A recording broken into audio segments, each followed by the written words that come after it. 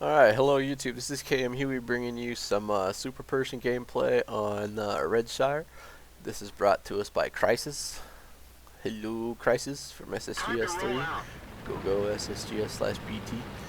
Um, so I'm going to speed this up a bit. I've actually watched this through twice in its entirety. The first time I did it on time 16 because I decided that um, I wanted to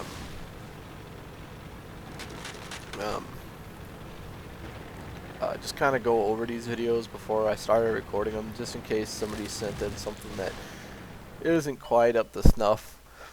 And I didn't want to like sit there and record like a 15-minute video waiting to see if it got better towards the end or something, and then having it be like a 300 damage game type thing. So I decided like I'm gonna start times 16 through these things one time just to see like the total damage done, because to me damage done is what matters, not kills. Like I don't care if you guys submit a replay with 0 kills, but if you do like 4k plus damage, I'll post it. Hell, even 3k plus, or even depending on the tier, 2k plus, 1k. So to me kills don't mean shit. So yeah. I'm going to speed this up a bit as we go through. There's a lot of slow parts on this replay. Not his fault. They have a lot of TDs on their team, so this is going to be a campy team. Plus on this map it pays to be campy with only one already on each side, so we'll speed this up. So he's going to my favorite spot on this map if you spawn on the south. Oops, gotta slow down. Because from here you can cover the 1-2 line, you can peek up and take care of the hill, you can cover this middle bowl area, and then you can snipe in across over here for anybody that tries to go this route. So to me this is the single most important part on this map. Just like up top, if you spawn on the north, to me here is just stop it. Here's the single most important. Free looking. This is the single most important part of the map, because it basically allows you to do the same thing. You can kind of peek forward to shoot down here. You can cover this bowl area, and then you can kind of snipe over this way, and then reposition as needed. So, let's do this.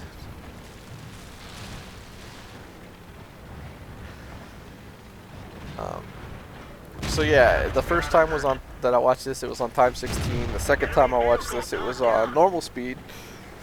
And when I did my recording, I left my mic folded up on my headset, so I sounded really quiet like this because my mic was up over my head. And yeah, that was a fail on my part. So let's do this again. So the last time we saw Crisis was during the last, well, I'm not going to say the last because I don't know when this will be posted. I'm actually recording a whole bunch of these at one time. So, but during one of the first viewer submission ones that I did that wasn't a win-fail team attack episode, he was in his VK3601 on, hell, I still can't remember that map. First time I recorded this video, I couldn't remember the map. It's the one with Ice Road and the bridge in the middle, and yeah, so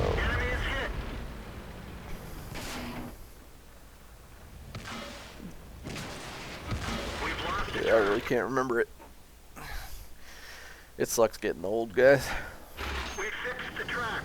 Get going. Alright, let's go back 2 times 4. Let's see.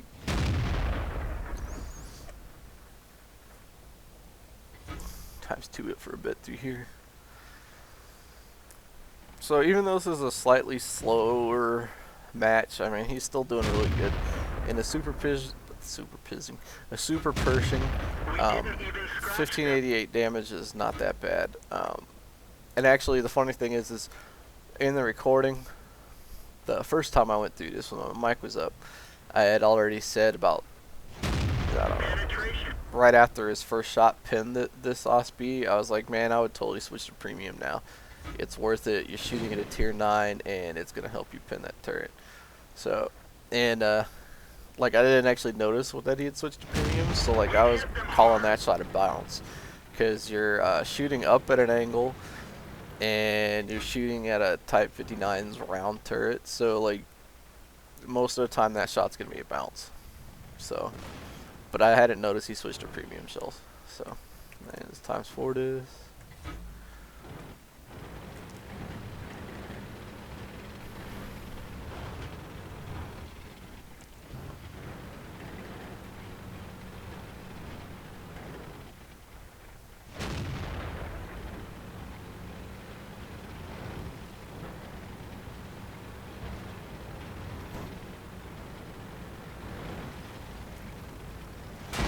That one bounced. Still had a little bit of turret bounce there from moving, so his shot jumped up right as he pulled the trigger. So instead of tracking him, he hit the very tippy top of the armor. So We nailed him bad. that right there is one of those shots that's very hard to make. First off, he was moving, his turret was moving, his target was moving. So that's one of those shots that you're praying will pin, you know? So, alright, let's go back to times 4. I told you this was a campy team, man. Bounced Oop. off. We nailed him There we bad. go. Got a shot in on that AMX M4. So, now he's doing what I would do. Go down and flank this OSB because the IS is not going to be able to handle him by himself. The OSB is pretty well dug into this position, and in order for the IS to hit him, he would like have to do some serious like praying that the OSB didn't hit him or track him in any sort of way while he got into a position to actually be able to pin him. So Finished him off. they're already actually scared the crap out of me right there. I watched that shell come in. I was like, oh. So their 103 is charging into 4 tank destroyers. So he does a really good job of letting his team know where the last remaining tank is, and then he goes in to finish off RD, which is a good call in my opinion. Might as well, if you can take out the artillery before the end of the game, then that's one less threat to you and your tanks, because remember, this is cleanup phase. The whole point of this is to do damage and stay alive. So by taking this M12 off the map, you do yourself and your team a favor. So They blew off our track. We're stuck. Track repair. Gotcha. really straight shot for having your gunner out. But at this point in the match, I kind of agree with the decision not to repair his gunner or his driver. They're hit. The gun's not that inaccurate anyways with the damaged gunner, and you save yourself 3k by not using it. So GG, dude, well played. 34-45, plus he got a ton of spotting damage. He told me in his email that this was his ace tanker game, so congrats on that, dude. Also, since I remembered, if any of you guys know, are computer savvy and you know how to record the end plates that people email me, because it's just gonna be screenshots, right? It's gonna be screenshots of the three different tabs of the end game thing. If you guys know how I can somehow either record that with Fraps or get it into virtual dub to like stay for like 10 seconds while we look at it and go over it, and then I can start including them in this. Like I said the first time, I'm an old redneck, so you guys are just lucky I figured out how to record in the first place. I know our old redneck nerd. Seems kind of funny, but yep, that's how it is. So thanks for watching. We'll get on to another replay. Alright, welcome back. In this replay we have Alright, I'm gonna butcher Jacques uh, in his T29. This is going to be an EU server replay, I'm guessing, because every time I get an EU server replay, it tells me that the current version of the game is not compatible, but it actually works. So I'm gonna go with this guy's on the EU. So I haven't watched this one all the way through. I know I just got done saying that I did, but I kind of forgot. But he also sent me in the email the damage done, experience earned, and all of that. So I'm actually fine with not watching this one through at times 16. Not to mention it's a T29 and a tier 7 game, and it's one of my viewers, so of course it's going to be amazing. T29 into tier 7 match is like ridiculously OP. So oh,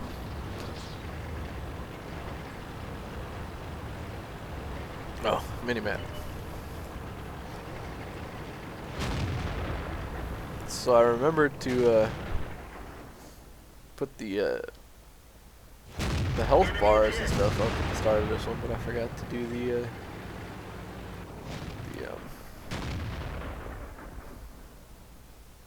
mini-map. Oh, really? We've lost a track. So right now, he just gets to crap on a bunch of tier 6s. We nailed it back. So, yeah. Or I guess it's a tier 7, not SU. So. One of our tracks is damaged.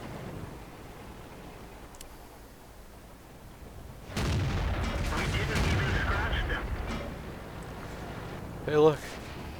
A low tier Russian heavy on fire. Who would have thought? They're hit. There you go. Already done 1,000 damage, only had 3 penetrating shots, so. That's why I love this tank. Like, it is so amazing. Ah, love it, love it, love it. I've actually bought this thing and sold it like 3 times.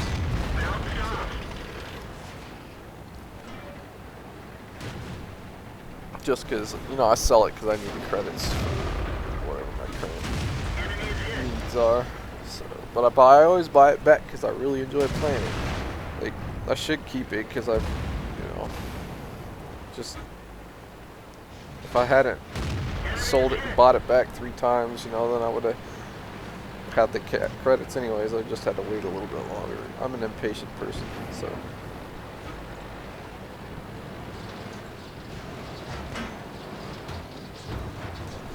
Talk to. So he's just pushing the Churchill 7 out the way. That's what I'm talking about. If the Churchill 7 is going to get behind you and impede your process, just move him. As long as you have the horsepower to do so. So I'm going to guess he has a zoom out mod and somehow that carries over because, well, let me see. If we look now, I don't know. Pretty far. Looked like a pretty far zoom there, and also at the beginning. We So. lost the track. We're immobilized. Goodbye, John. Hit.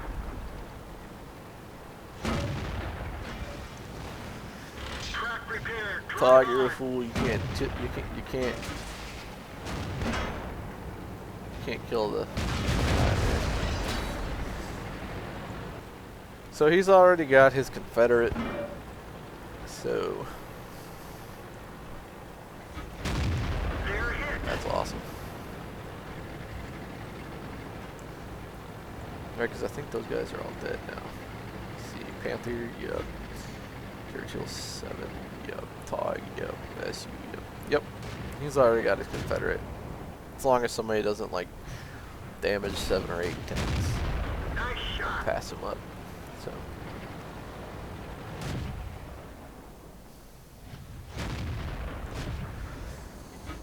But yeah, man, like this map is like a T29 wet dream. Like with all these hills, you get hauled down like crazy. And let's face it, in a tier 7 match, it's almost damn near impossible to pin this thing full down. You have to get very lucky. I'm gonna remember to free look while I do this. And this little hatch is all you have to pin. That's it. And it, yeah, I mean, American heavy hatches are normally really easy to pin, like T32s and T34s, but like for some reason, like the T29s is smaller, so it's just a harder shot to hit. So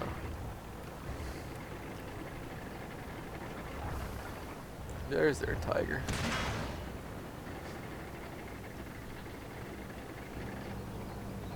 I wondered where he was. Penetration. Poor tiger.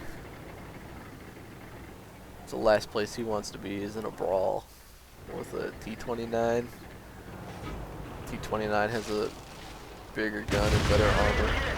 So, oh, and there it is.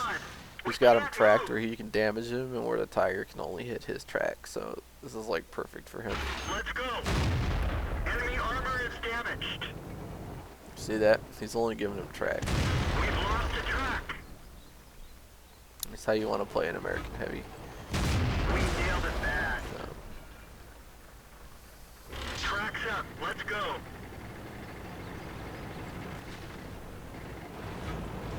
We nailed it bad. it's a ballsy KV-1S, man.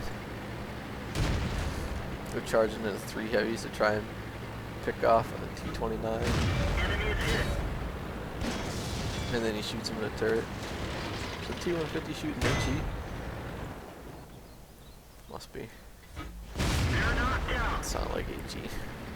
Plus if it had been AP, that would have been a kill. So already up to 4,700 damage. It's amazing. You know, and of course when I play my T-29, I always end up in tier 8 and 9 battles. I think the game hates me.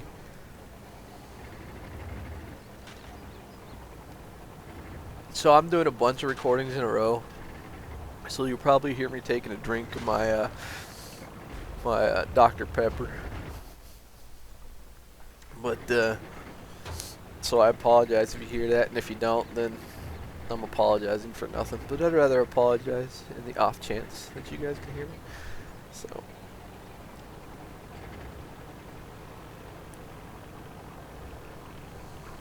yeah, I get tomorrow off, so I'm staying up late doing some recordings tonight, because yeah, might as well. If I can get 4 or 5 videos made already, and then I don't have to worry about trying to throw together a video when I have to be up at 2 a.m. the next day, you know, Enemy it's a armor is whole lot destroyed. better. 5k damage. Oh man. You know what? Jacques. Enemy vehicle destroyed. I don't know how to pronounce that. I know it's French. Jacques. Yeah, I think that's it. Jacques. You just convinced me that I want to like go for the T29 on my EU account and then not go past it, because I really didn't like the T32. So, though it does look a lot better nowadays. So thank you all for watching. We'll do one more little replay. I was promised it would be funny, so let's see.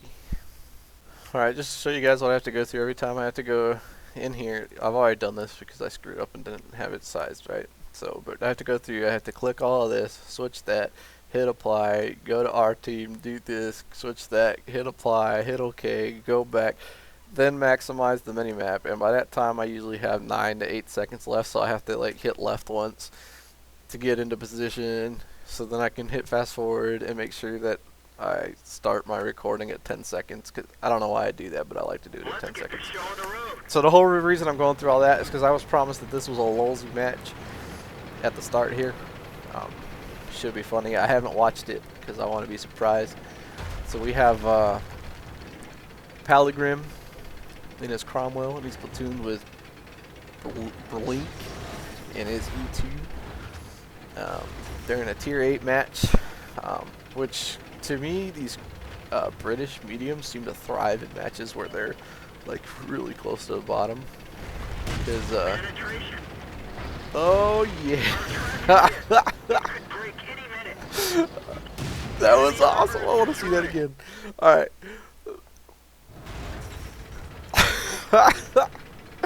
Alright, dude. Hell yeah, you freaking win on this one. So the Dash 2's going, oh shit, it's a Cromwell, and he tries turning and he power slides. Boom, I love this. This right here is pure comedy gold. Alright, let's do this one more time. Do it times 4. Alright.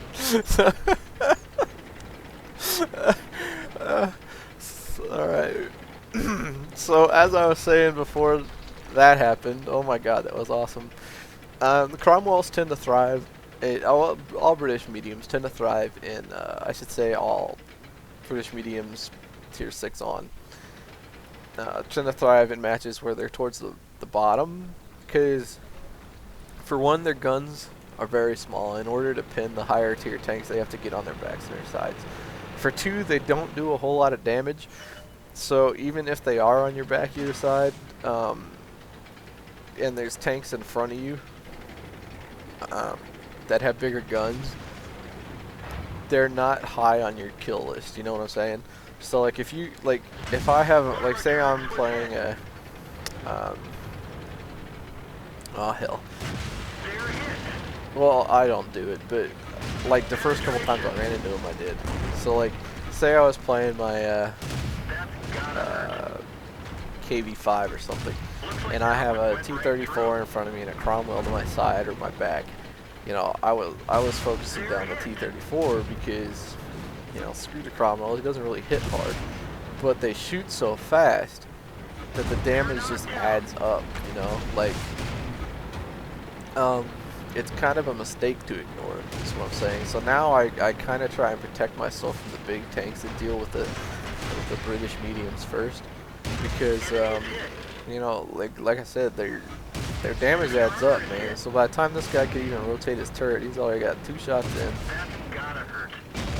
You know, and it was, so that's what I'm saying. They thrive when they're at the bottom. So, alright, this guy's already done 1587 damage, you know, and alright, let's look. None of his hits are above 119. The average damage on this is 135. So he's already done 1500 damage at 100, we'll say 125 increments. Like, so you know this gun, this tank is it's a threat, you know, but you know, people don't treat it as a threat because it doesn't hit very hard, but because it hits so fast, it's basically the biggest threat, even, you know, to you, is what I'm trying to say. In the weird, long-winded, can't remember what my original point was kind of way. So, his platoon mate's dead. He's got 39 HP. He told me he died early on in this one, but I really wanted to see it because he said it was funny. And it looks like that Dash 2 part was going to be the funny part. So, I'll go ahead and wrap it up here. I want to say thank y'all for watching. And definitely thank you guys for sending in these replays. Like, I mean, hell, like that Dash 2 kill right there was hilarious. I'm glad they got sent in. I mean, pushing him halfway up the building. that was just awesome. So, again, thank you for submitting. Thank you for watching. Go ahead and check out Psychic Goldfish Prods on YouTube and on Facebook. Tofu should be posting more videos now. He decided to hell with it. He's going to post with a cough. So, Palagrim has a couple of other replays he sent me, some good ones. in it, wow, choking on my own spit. In his Cromwell and one in his Comet.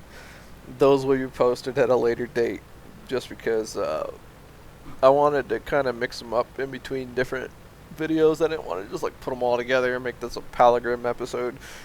And I figured that a nice little funny clip to end this one off would be kind of gold. So thanks for watching. Hope you guys have a good night, day, afternoon, evening, morning, wherever you guys are.